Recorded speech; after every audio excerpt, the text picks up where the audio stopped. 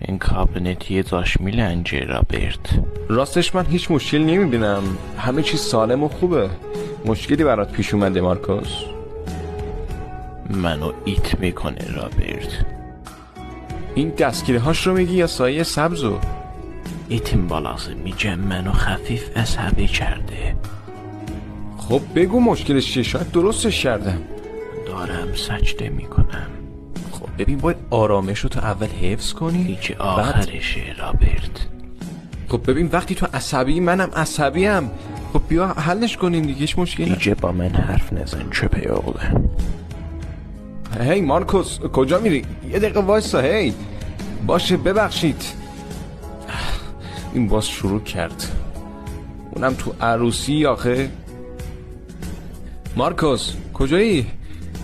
پشت گلا چرا قایم میشی؟ خب میگم یه دقیقه وایسا، میخوام باهات صحبت کنم دیگه. هی فرار میکنی. فریاد نزن خوشم نمیاد. خب باشه ببخشید، بیا درستش کنیم. میدونی چی حساسم؟